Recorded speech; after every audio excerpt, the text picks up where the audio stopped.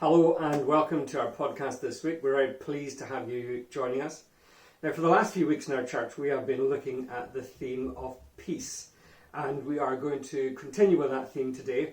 And I'm going to start by telling you what is a true story. Now, this is a true story that was told to me many, many years ago. The person who taught me to paint in a previous occupation before being a minister told me the story that when he was passing his driving test, and this was quite a few years ago, probably about the 1960s. He was driving along and the examiner said to him, "When I put my hand on the dashboard, I want you to make a controlled stop." And he emphasized the words controlled stop. And so he put his hand on the dashboard. And my friend, who panicked a wee bit, slammed his feet down onto the brake and onto the clutch. And this was in the days long before any kind of anti-skid brakes. And the car took off in a long kind of winding skid down the street. And when it was done, he looked across and he saw the examiner put a big cross in black pen beside the emergency stop. And he knew that was it. He had failed. And so for the rest of that test, and I have to say, he drove the rest of that test perfectly. But for the rest of that test, he drove around thinking, that's it, I failed, I need to reset. And just as they were coming into the last road, totally unexpectedly, a wee terrier jumped out of the side of the road and he executed an absolutely textbook, perfect emergency stop. And then when they came in and they pulled in, the examiner turned to him and he said, "You have to thank that wee dog for passing your test. If it wasn't for that unexpected little dog, he would never, ever have passed." Now, the little dog was completely unexpected. Wasn't planned, didn't have someone there. He didn't know he was going to fail his first attempt at the emergency stop. And sometimes life throws us a curveball. It throws us something that is unexpected. It either leads us in unexpected ways, takes us down unexpected paths. And the truth is, that's just life. And yes, nobody expected us to be in the situation we're in now, but people have always had to live with the unexpected. If we go to the story that we are looking at today, of the story of Jesus calming the storm, the disciples went into a boat with Jesus, and off they went to cross the Sea of Galilee. And they were not expecting anything except a normal journey, just a usual trip across the Sea of Galilee. But as they went out, and as the wind began to rise and to get up, and as the waves became greater, and as the boat went up and down, they found themselves in the middle of a storm. And before we say any more about it, let's just read the passage together so that we can have it clearly in our minds. And we'll find this in Mark chapter 4. So let's read that passage together now.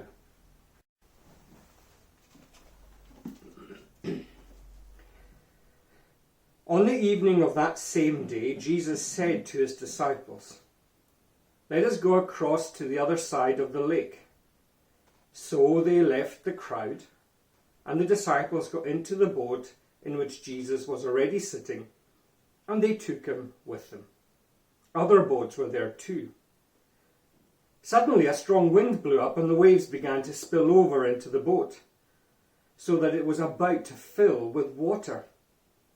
Jesus was in the back of the boat sleeping with his head in a pillow, and the disciples woke him up and they said, "Teacher, don't you care that we are about to die?" Jesus stood up and commanded the wind, "Be quiet." And he said to the waves, "Be still."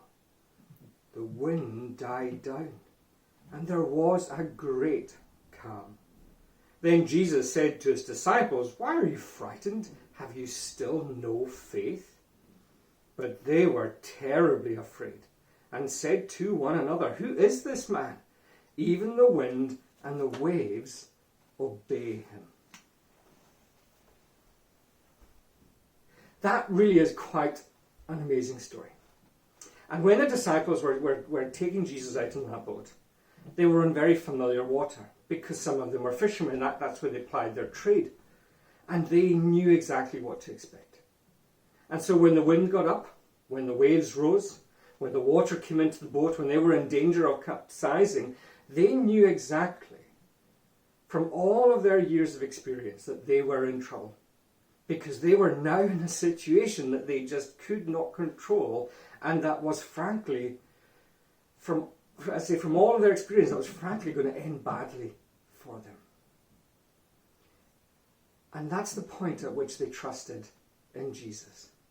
They came to Jesus as a last resort. When they had tried drawing on everything that they knew and all their own experiences and hadn't worked.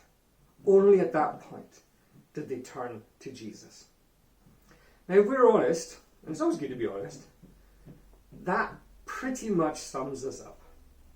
Because whenever we come up with any kind of situation, we first of all try and work out what we're going to do. We try and say, how can I control things within this situation? How can I make decisions within this? How can I survive it and get through it? And when there comes a point at which we realise it's beyond our control, that's the point at which we turn to Jesus.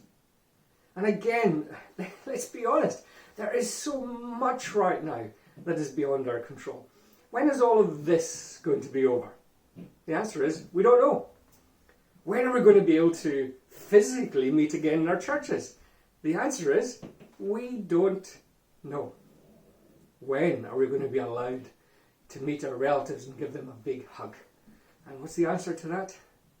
We don't know. Right now, there is so much that we don't know.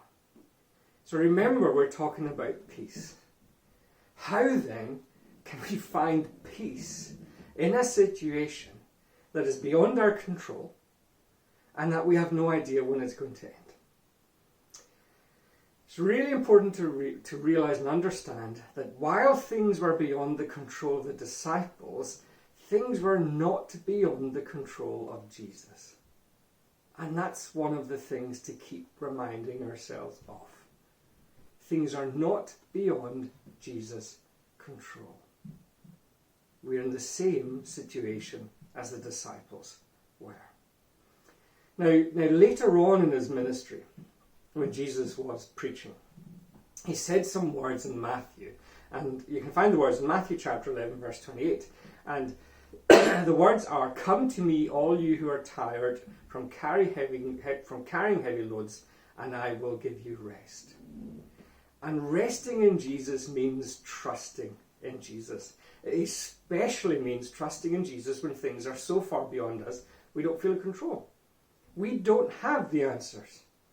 But our response is to have faith in Jesus. And one of the reasons that we can have peace, even in the midst of situations like this, is because we know that Jesus has got our back. We know that Jesus has got this one. You know, when I was growing up, I was one of these kids who kept asking lots of questions of their parents. And my parents would always answer in Gaelic, and I would say, "What's this and what's that?" And they'd say, "The answer is Ól a Bhíochais." So I'll say it again, Ól a Bhíochais. I have no idea what that means. They would never tell us what it means. It drove me, my sister, my brother nuts. But because it was an answer that our parents were giving us, and because we trusted in them, well, things were okay. Our peace came from our trust in them. In the same way, our peace today comes from our trust in Jesus. So my question to you is this: do you rest in Jesus? Does your faith rest in Jesus? Do you come to him when you yourself don't have the answers? And if you feel right now that so much in life is beyond you, then all I can say is this: take it to Jesus. Because you know what? He will give us rest from carrying our heavy loads, and we will find rest in him. And for the storms that are going on in our life, we will find peace. And he will say to us, be still, and we will find stillness. I hope and pray and trust that in this coming week, whatever the week might bring, that you will find the peace, the quiet, the stillness that comes from faith in Jesus. Thank you very much for listening to this. God bless.